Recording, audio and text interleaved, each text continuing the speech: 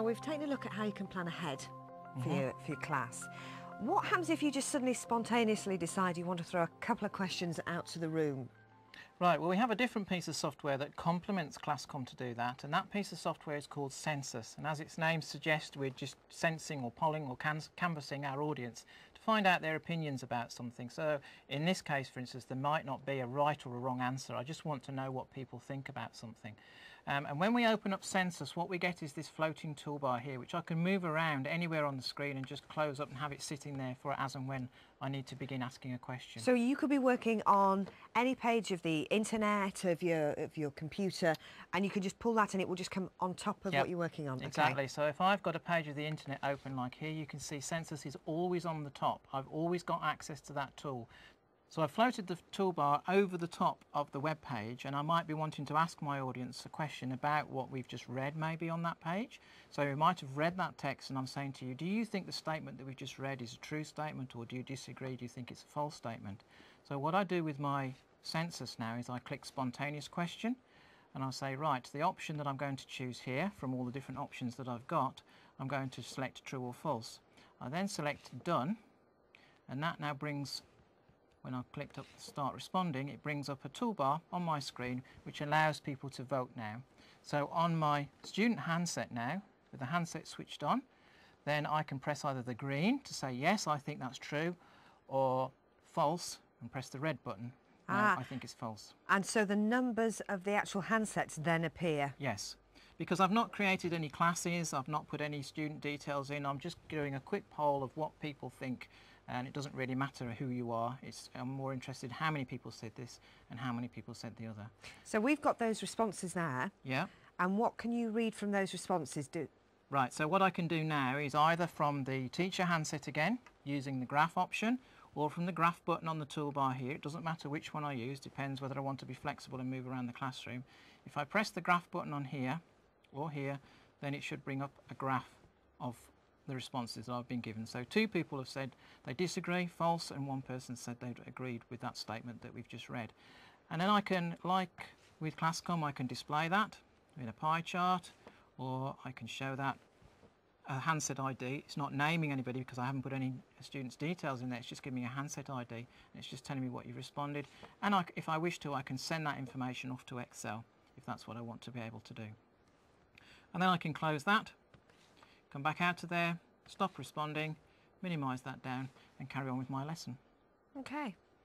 So we can use CenS over the top of other applications such as Microsoft Word, and we might just type a question into Microsoft Word like this, and we've got 4 choices. We've got an open-ended question again. Which is your favourite season? So we've got the 4 seasons there, A, B, C or D. Those are the choices that we've got. So again, I go up to the top here, and I go to spontaneous question, and I choose from here, from the drop-down menu, multiple choice this time. And I say that I'm going to give you 4 choices, and it's going to be text, do your selection, and click done, and then again start responding. So once again we get the toolbar at the top, and with our handset when it's switched on, I say, right, which is your favourite season? Is it autumn, winter, spring or summer? Choose A, B, C or D. You make your selection, and you can see the responses are appearing at the top of the screen. And what we can then do is when we bring the graph up so I can see, oh, most people have chosen option B there, I can then do a right click on here and say, right, well, that's quite interesting, I'd like to save that information and do something with it. So I'm going to now copy that to clipboard, so that when I minimise that down, stop responding and go back into Word, I can simply paste that graph in. So I've got the question that I wrote there and the choices, and then the responses that I got pasted underneath it. So another way I could use CenS is with my whiteboard. It doesn't really matter what type of whiteboard I've got. I've got a whiteboard area here, so I'm going to go over to the whiteboard now, and imagine again that we're just going to ask you a question. Imagine we're in a maths lesson, and I'm just going to write, I'm going to select a pen from up here, and I'm just going to write on here, I want to know if you know your 7 times table, so I'm going to put 7 times 7 equals on there. I'm just testing you out. So again, I'm going to go to my spontaneous question from here. This time I'm asking for a numeric response, and you've got to give me the right answer. Obviously this time there isn't a choice.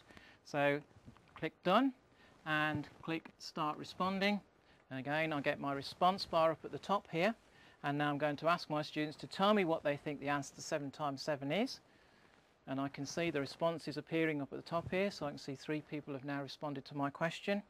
And then I can have a look at the graph from here, and I can see what answers I've got. So I've got 42, 47 and 49. So as a teacher I'm thinking, oh, I think we might need to do a bit more work on our 7 times table.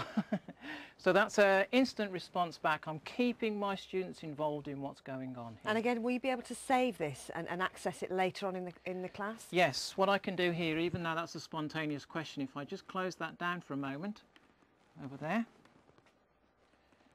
and stop responding, if I go back into here and review the presentation, if I click on spontaneous question there and then click open, at any point in the future I can go back to that screen because it was a spontaneous question that it automatically saved the response to, so I can bring it back and have another look at it later on. So it might be at the end of today's lesson I'm going to show that graph, and I'm going to show another graph next to it to show the improvement that you've made. At the beginning of the lesson today you gave me all these responses, but at the end of the lesson today you all got the answer right, so that does show me that. So a great way of involving the class in the lessons as you go. That's right, yes. It's all about involvement and integrating your students and your children in what you're doing at the front here.